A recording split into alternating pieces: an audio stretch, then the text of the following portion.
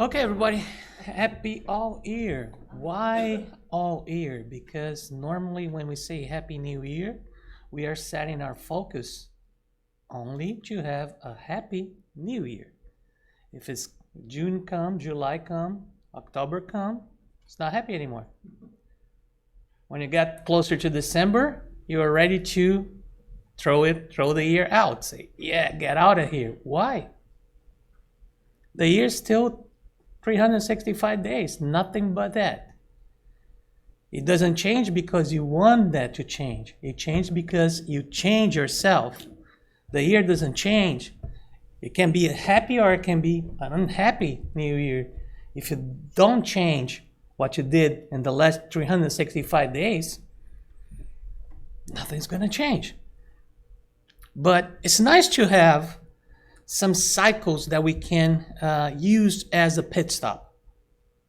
So if you have, after 365 days, you stop and say, hey, Happy New Year. Let's do all the good stuff that I want to do. So whoever promised to go to the gym on the January 1st?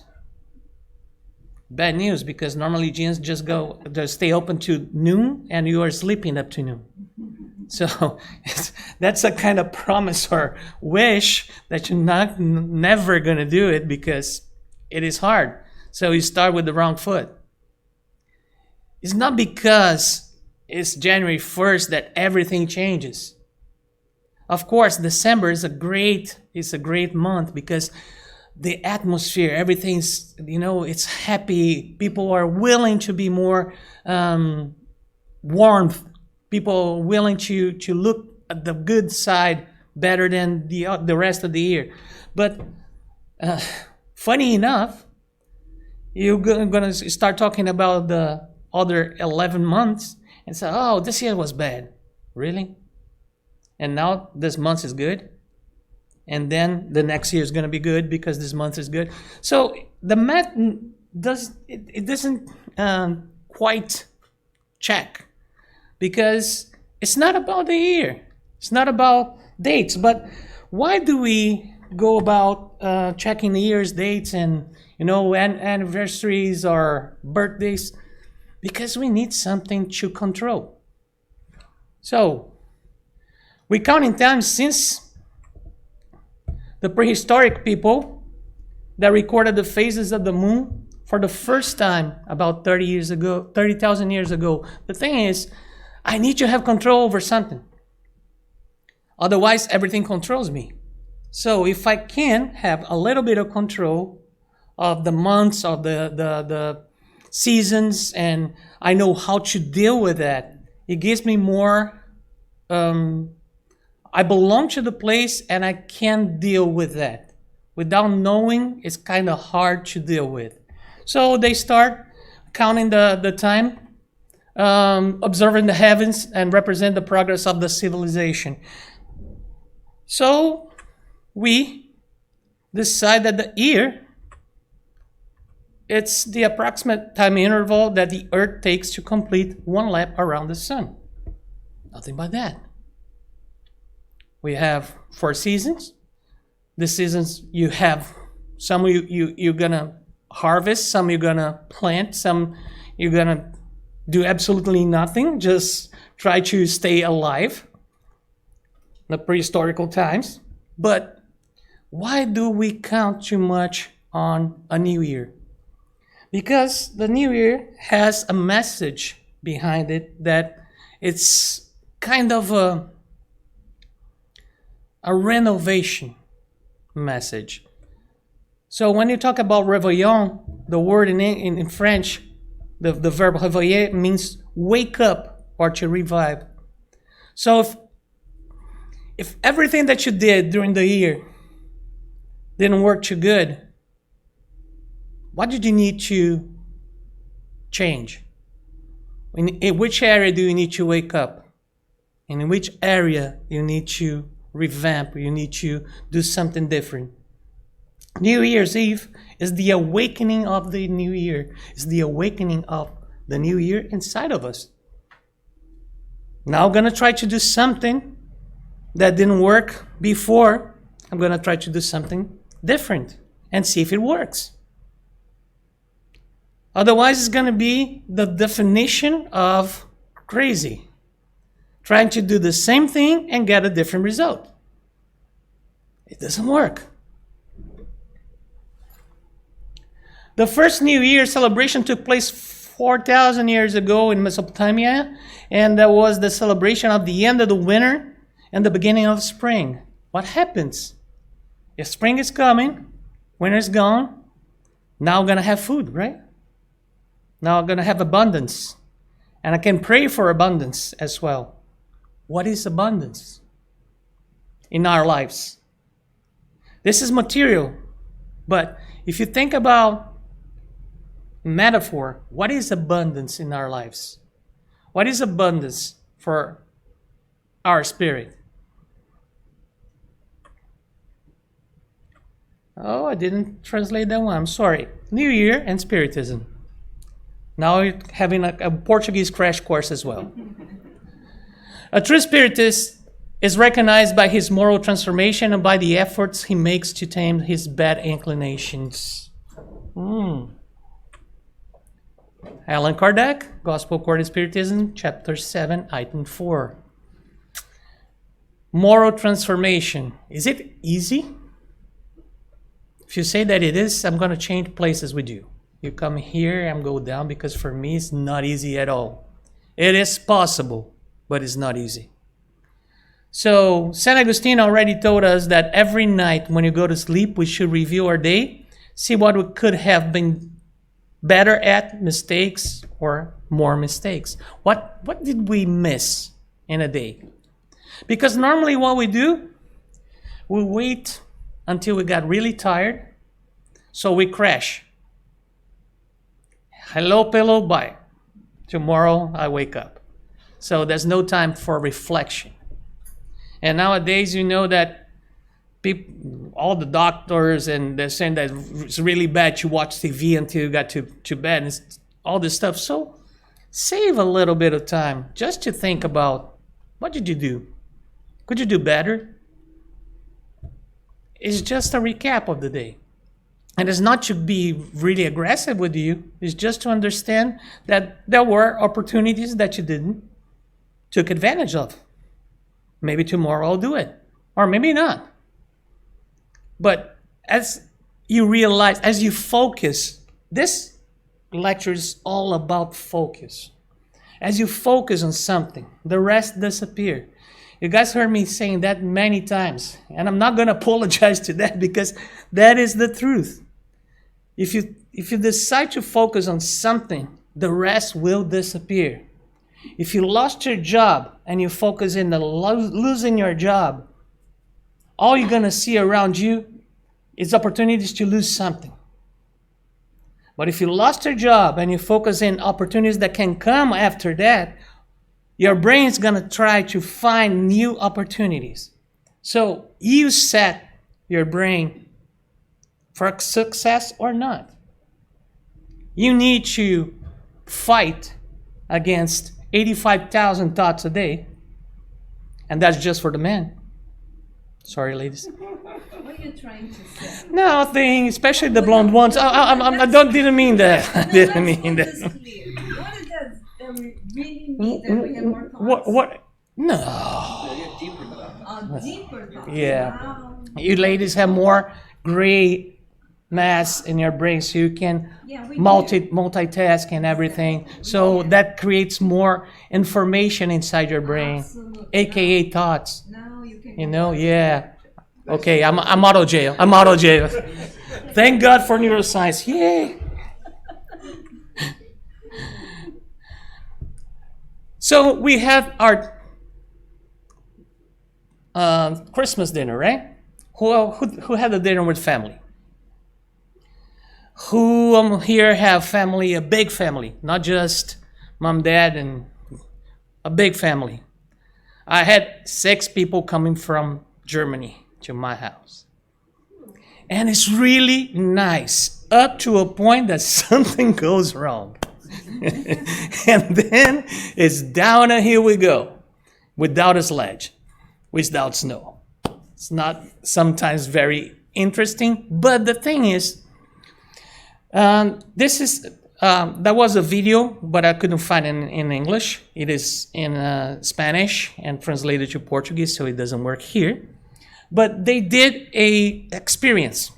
They call a lot of families. They sat on a table to have a Christmas dinner, and they start asking questions to kids, then to moms, dads, and then grandpas, grandmas. And the questions start with general. What is outside? Internet. What kind of animals can you see on emojis, or what is squish squish dance and things like that? And up to this point, everybody was awesome, responding everything. And then they start asking questions more personal, like, how did your parents meet? Do you guys know? Some of the youngsters don't. And your grandparents? I don't know. Mm-hmm. Which profession did your grandma graduate from? What is your son's favorite band? What is your wife's dream that she did not accomplish yet? What left a mark on your grandpa's childhood? Where your parents spent their honeymoon?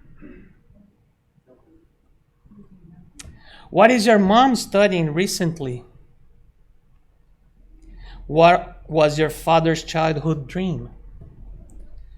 And the result was that half of each table were sent off because they couldn't respond. But they could talk about whatever was on the internet.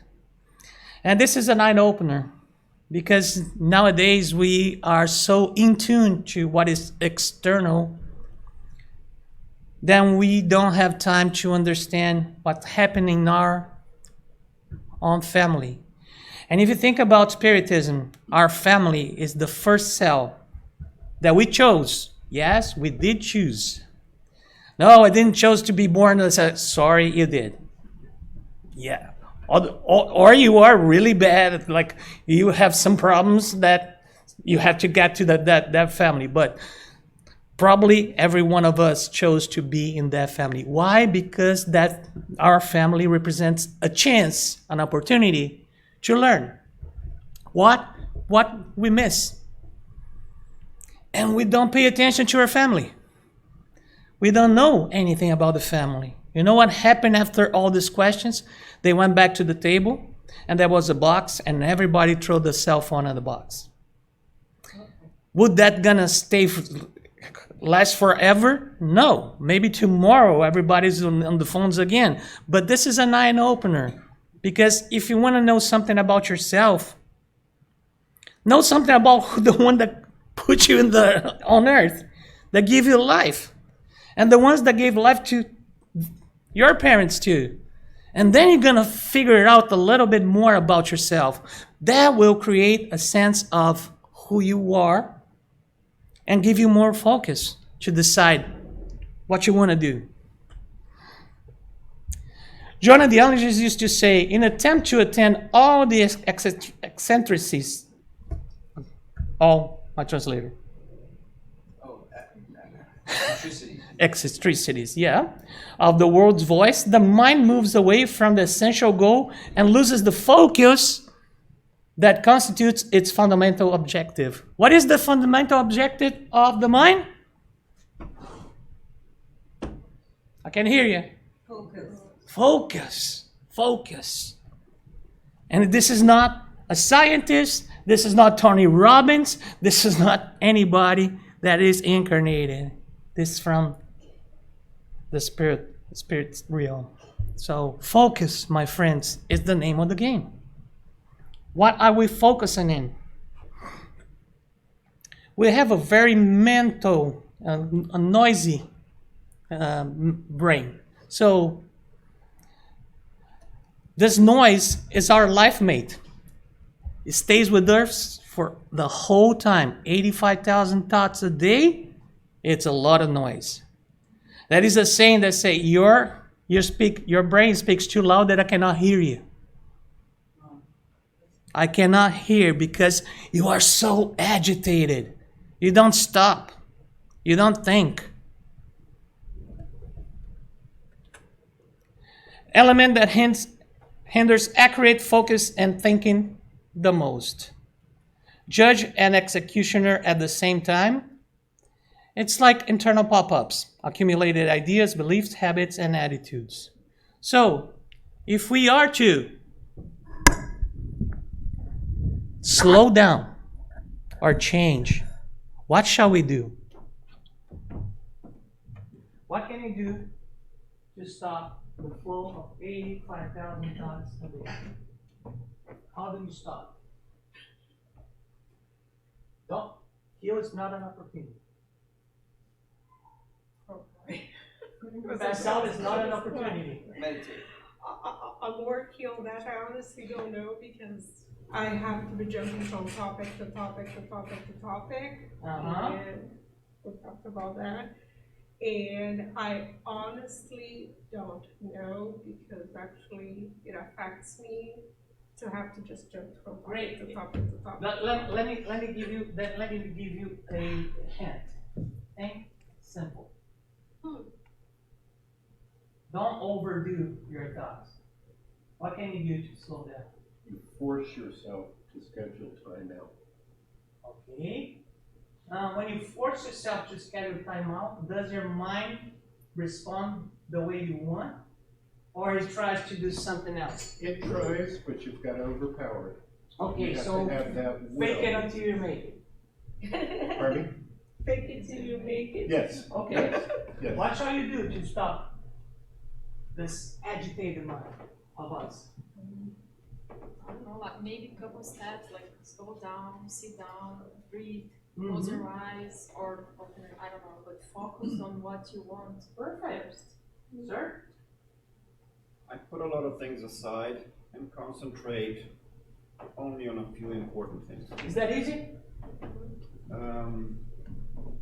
Tells me no. I would say no, but it would be usually it's because I let other people decide on my thoughts, while I would have to say to everybody else, stay away, and I will. But it's not easy, right? It's not easy.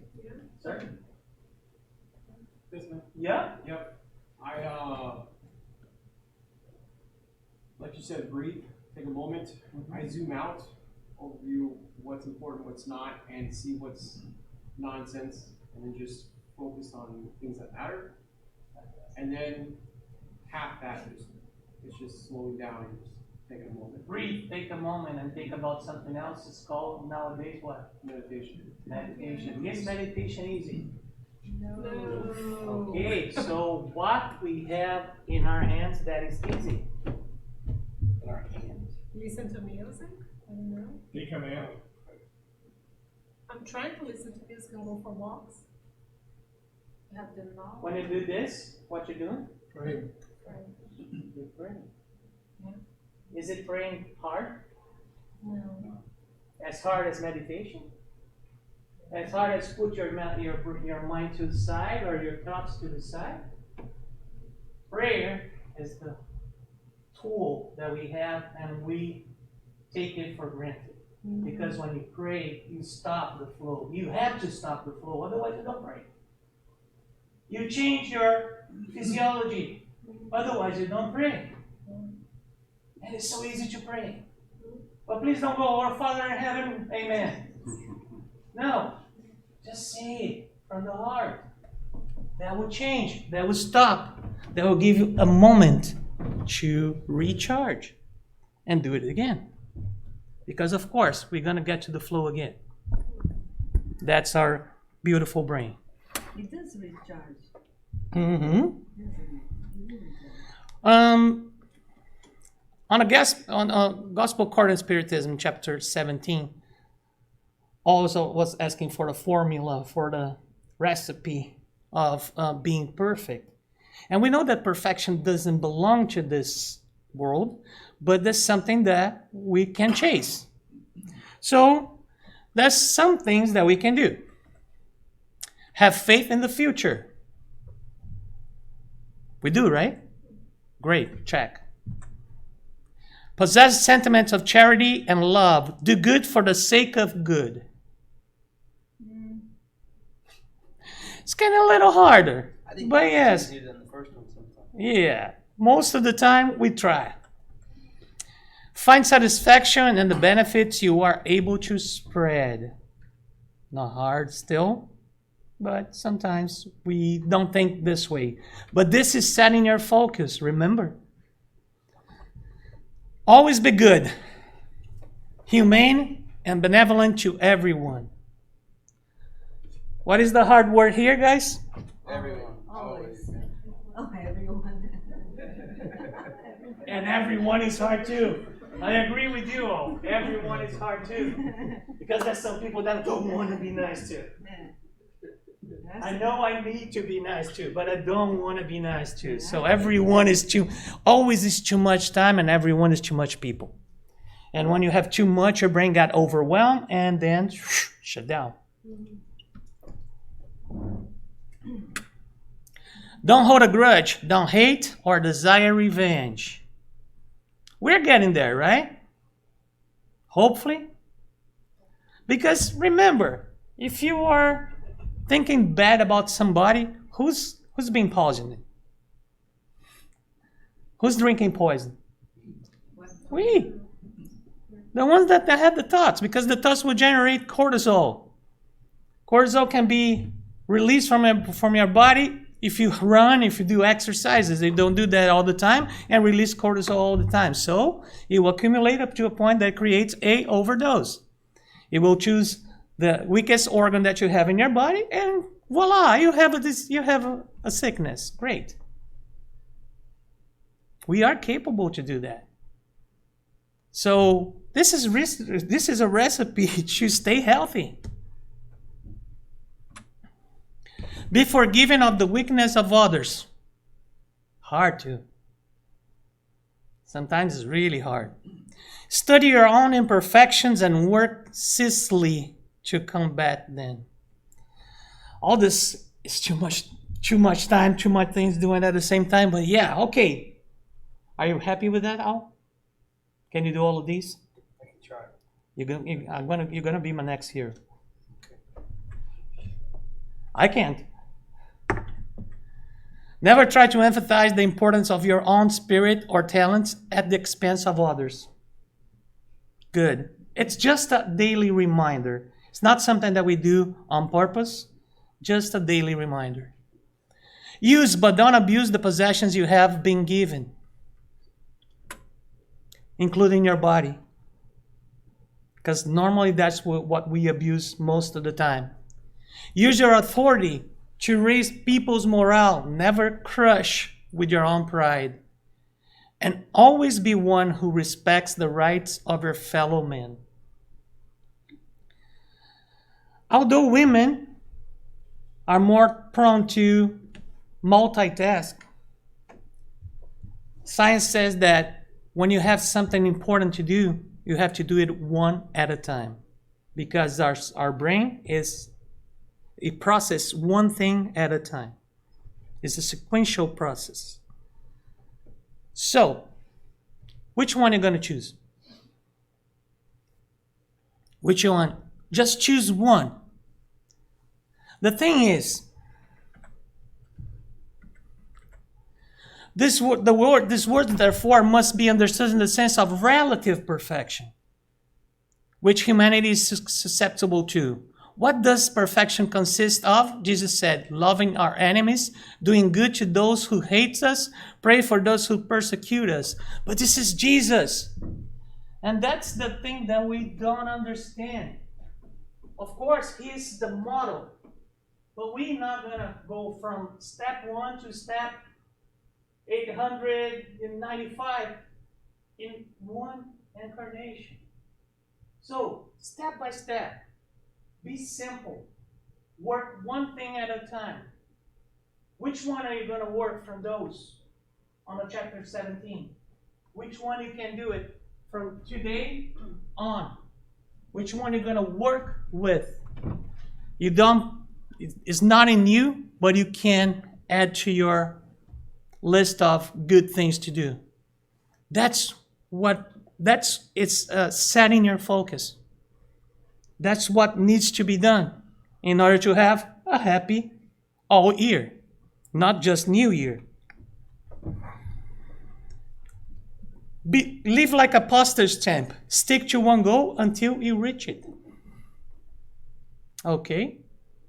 Why do I put these quotes that are kind of fun? Because the brain likes happiness and it sticks better to what we're talking about. That's too much information to be absorbed in once. If everyone has the same number of hours in a day, why do some people seem to get much more done than others? They get up early. Five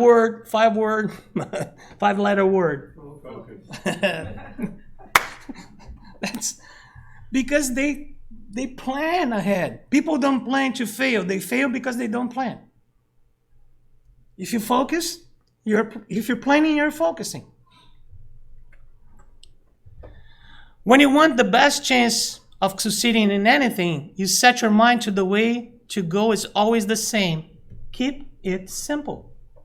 The brain loves simple things. When you talk to somebody, when you try to make a sale, when you try to talk to your child, and you start getting too complicated, you lost them. Our brain don't like difficult things. So talk in a way that is simple to understand. That people see what's there for me. Why should I listen to this guy in the first place? If there's nothing for me, I'm not going to listen to. Be simple. Deliver the message in a simple way. Oh, one more here. Being simple is ignoring all the things you could do, worrying about what you should do.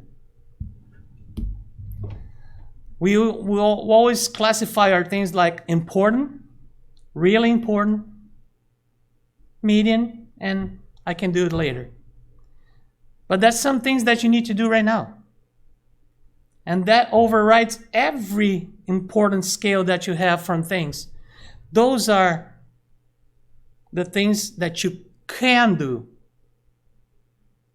not that you should do. Oh, I should go to Mars. I don't know why, but yeah. Can you do that? No. So what can you do? Go to NASA. Cape Canaveral is right there. I don't know. But what can you do? Not what should you do. Because if you should do, should is a verb that gives kind of a permission to your brain to say, yeah, I should, but maybe I won't. And could is straight to the point. How many times a day are you in a pluriattention or multitasking mode? It doesn't work. It works if something that you're doing is really simple and the other thing needs a little bit more attention.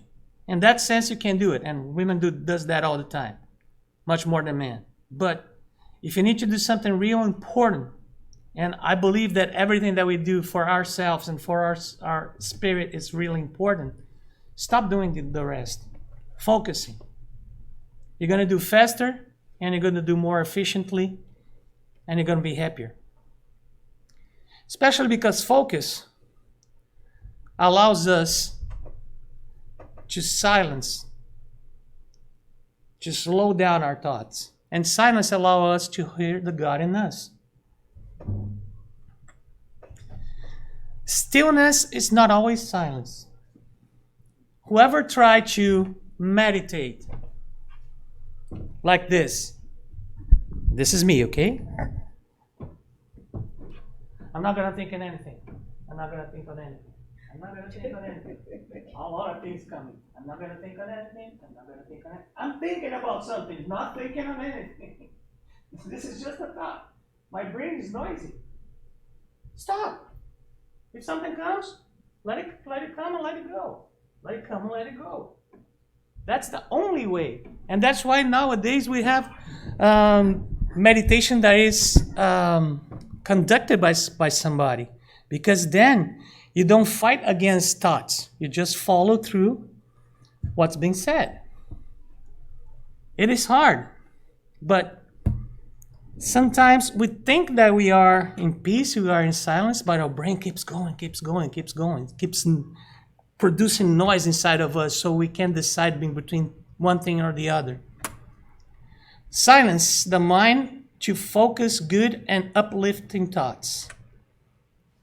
Appropriate silence produces deep listening, outlining our connection with the divine filiation. Who can tell me the difference between sympathy and empathy?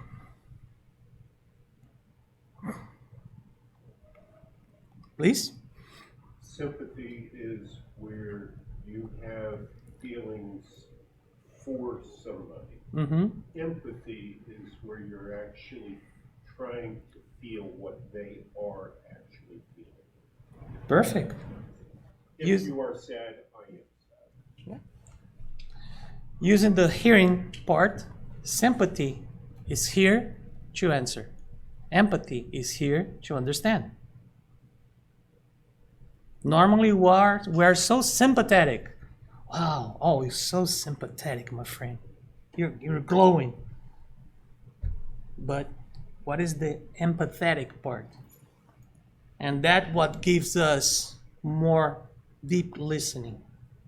One thing is to hear, the other thing is to listen. Hear, and you know that because you work with that, happens, it's a mechanical process. Listen, it's a mental process that goes to our spirit as well. God needs human silence in order to be heard by those who wish to keep in touch with his fatherhood. If you don't reframe yourself, or if you don't slow down a little, how can you hear? It's just like trying to answer your phone on vibration inside of a party that is really noisy. You're not going to hear. So you're not going to hear any of your insights. You're not going to hear yourself. And we need our insights to understand how we react to things. And if you think that this is something that is too complicated or just adults do it, focus is for everybody. Yeah, of course. You didn't want to go. Let me pull it here. Okay. Come on. He doesn't like me. You have a second one open? Nope. But I will close this guy. Shut down the Chrome. Yeah, pretty much. Open it Down this again. one. Shut down this. I did. Escape. I did. I just closed it. Still there?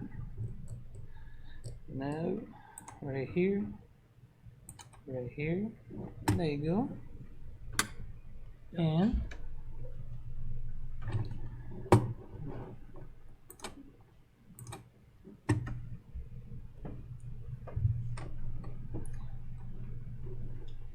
it's not working. Okay. Shut down the Chrome. Shut down the Chrome. Escape. Close window. Bye, Chrome. Nice to see you. See you later.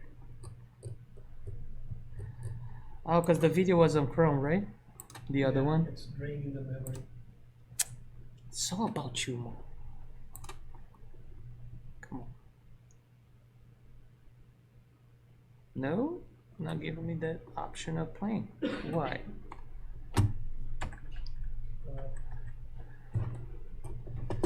Okay. Let me try one more time. Can you go to one's light up and then you go back to this one? I can.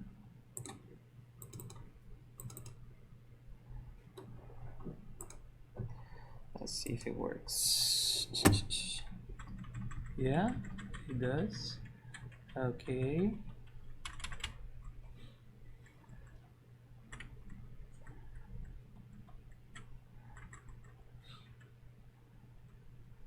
Yeah. Okay, there is some audio there. And the computer a little bit soft. You're killing me, man. Open. Nothing there? In windows, the corner, no, it's up. Come here, my friend.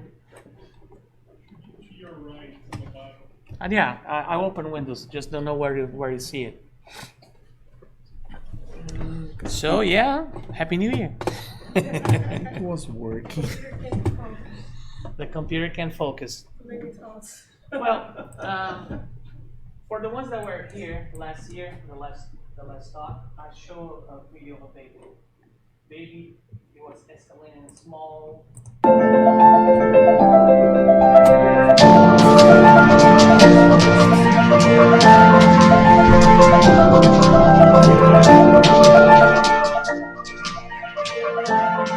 It tries to decide which aid is gonna use, which part is gonna try to do. Maybe I go down and see up, or maybe not. Yeah, I saw this before. Let me try a risky move. Oops. There he goes. And he goes up. And he looks back to his father and mother for support. He doesn't look down to see if to get afraid of height. He keeps going because what he wants to do is to win the war. And mom and dad are saying, you can do it. That's focus. That's focus. And in the end, we normally are like, yes, so close, I can taste it, let me try it. And we try to, do a step that is harder, but you don't lose your focus. You try to keep on going, believe in yourself. If it doesn't work this way, it will work somehow in another way. Let me see.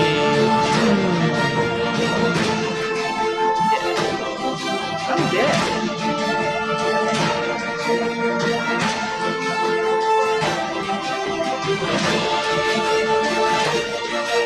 And then he uses his step again. And there he goes. Yay! I got it.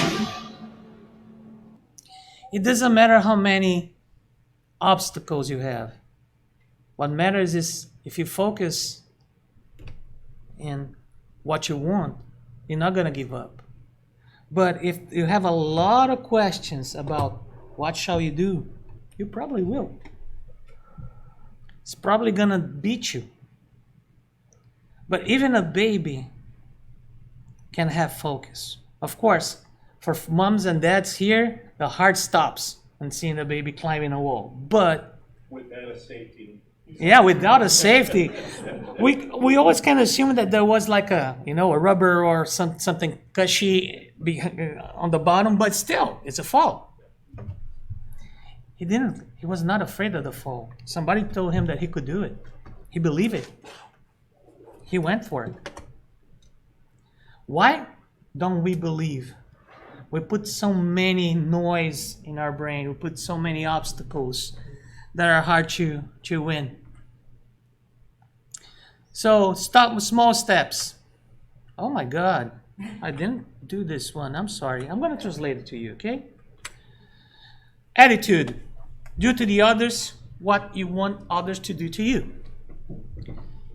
So if you want to fly high, you have to have attitude. This is Zig Ziglar. Your attitude, not your aptitude, will determine your altitude. If you want to fly high, not go down like Icarus or burn your wings flying too high. If you want to fly in a nice, comfortable mode that you just plan for yourself, you have to have attitude. Because vision without action equals illusion. There's a lot of deluded people out there because you cannot fulfill your stomach just by reading the menu. And that's why a lot of people try to do it. Kindness. Get in touch with other people. Sometimes we avoid people. Get in touch with other people. You never know who you're going to find. You never know which story they're going to tell. Never know how they're going to change your day. Sometimes it's that person that you don't want to talk to that will change your mood. Because you're going to understand, you're going to know something different. Faith. Go in peace. Your faith heal you. What Jesus is saying here is that he needs a vehicle. He needs a way to put his energy inside our body. And the way was the faith. So when you go to the passage room, have faith that that energy will help you. Otherwise, there is no way. Focus. Not being cherished, being kind, but also to be the most useful possible. Always that somebody needs your help. So be there when somebody needs help. Try to be there most of the time. Perseverance. Search for moral perfection according to your capacities. That's the key. Nobody's asking you to be a saint because we're not. We are in planet Earth. So that's two things that I can tell you. I have a good news and bad news. Which one you want first? Good or bad? Good. We are here to be perfected. Bad. We're not perfected at all. So we are most of the metal militia team than the heavenly bikers. We're just like trying to get better incarnation after incarnation. Your life will be what you are constantly mentalizing. Because of this, any real change in your ways will come from changing your thoughts. Again, this is not from any scientist on planet Earth. This is from André Luiz, channeled by Chico Xavier. Any real change in your ways will only come from changing your thoughts, because your thoughts are the ones that tell you where to go. They give orders to your brain, and your brain just follows through. This text, this piece is from Emmanuel, called Divine Justice, and he starts pretty good. Not like Joanna, they start like hitting right and left and right. So he starts like, everything, my brother on earth, is understandable. Everything is a natural concern of existence. Fantastic. Great. However, we cannot explain your mad attachment to superficial illusions. Not even understand. We don't even understand. Why don't you take a few minutes each day, each week, each month to reflect on the transience of human resources? Why don't you think about your spiritual side? A few minutes of the day, a few minutes of the week, a few minutes of the month. Why don't you think about this? Because this, in the end, is what you're going to take. Recognize that you will not take anything materially from the physical plane, any more than apart from the goods of the spirit. You brought nothing by landing on it. So, whatever you're going to take with you is what you accrue in your moral and your spiritual side. So why don't we think about this? It's kind of hard. We just want to emphasize that whatever your conviction, no one will run away from the future. And this is the only thing that we know. We were born, we're going to discarnate. We are incarnated, and somehow we're going to discarnate. When, where, how, we don't know. So, those who think well, act well, and live well. Right? We are what we think, and we radiate around us exactly what we feel. And when we radiate, everybody here agrees that spirits are energy, right? Our thoughts are energy, right? We radiate energy, right? When you radiate negative energy, what kind of spirits are you attracting? Bingo. And then you say that, some people say that is a antenna for crazy people. Yeah, think about what you are giving, what kind of energy you are just throwing out. Improving our attitudes, our thoughts, and feelings is an intelligent and somewhat scientific way to free ourselves from the vicious cycle of suffering. Improving our attitudes, our thoughts, and feelings. Intelligent and somewhat scientific way to free ourselves from vicious cycles of suffering.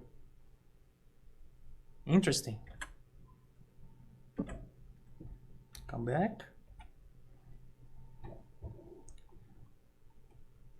When we die, our lifeline does this. When we're alive, our lifeline does this. Notice how that connects with our real experience of life. Life is full of ups and downs. It means you're alive. Twists and turns. Love and loss. Happiness and sadness. Success and failure. We experience extreme highs, peaks, and summits, and at the same time experience the troughs, the lows, and submit. Life is kind of like one big crazy roller coaster. It starts slowly, fills you with anticipation and curiosity, takes you up, and then sends you flying down, only to rise up quickly again. We laugh until it hurts. We cry inside a little. Experience a few moments where we wanted to stop and hope it's all over, but it just keeps going. We somehow think that success is linear, an upward line. There is literally no case study for that. Everyone we admire has ups and downs. Your body mostly replaces itself every 7 to 15 years.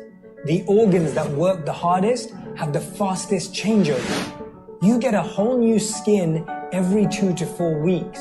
Your red blood cells last less than half a year. And your liver renews itself at least once every couple of years. The universe is always changing. We are always changing. But we want to remain the same. We settle for security, not recognizing that a flat lifeline means we're dead. Real life is ups and downs. Death looks like this. Every time I see that, I remind myself, this is living, this isn't. In the journey of life, we pass pleasure and pain. There will be sunshine and rain. There will be loss and gain. But we must learn to move forward again and again. Don't judge the moment. Don't try to hang on because it will keep pushing you forward. And remember, this morning, if you're healthy, you're happier than the 1 million people that will not survive this week. If there's food in your fridge, shoes on your feet, clothes on your body, a bed to sleep on, and a roof over your head, you're richer than 75% of people in the world. And if you have a bank account, money in your wallet or a purse, or coins in a jar, you're in the top 8% of the world's wealthiest. We cannot avoid the ups and downs, but we can change the way we see them. Because as Wayne Dyer said, when we change the way we look at things, the things we look at change.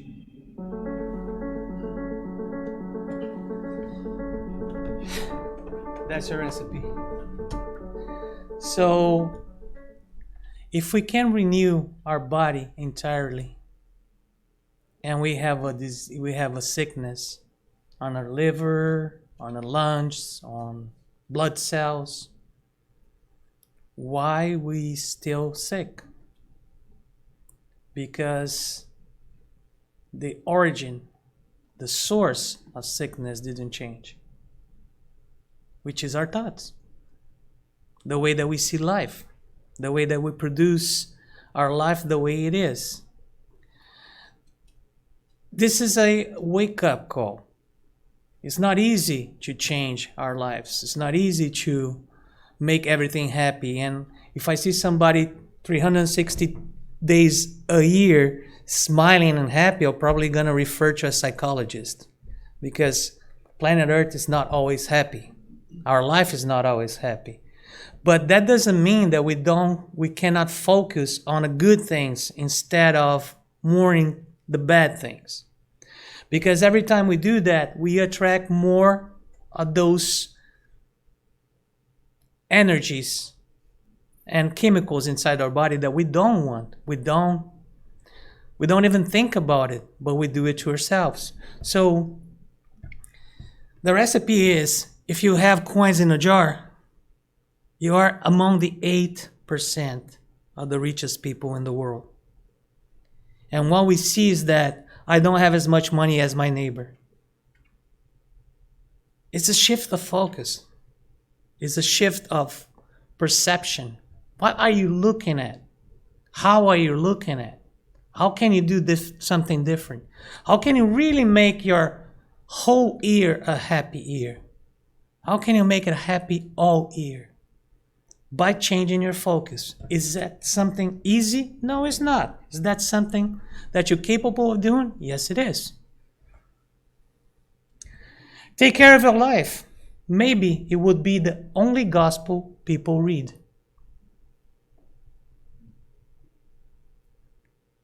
We don't understand our life as a gospel. But that's the importance of our life. That's the importance of us when people see us. Because sometimes you don't think too much about yourself, but the others do. And if you can change one person at a time, just by doing it, not just saying it, you're doing good. You're doing really good. Change your focus and see your life change. Happy all year.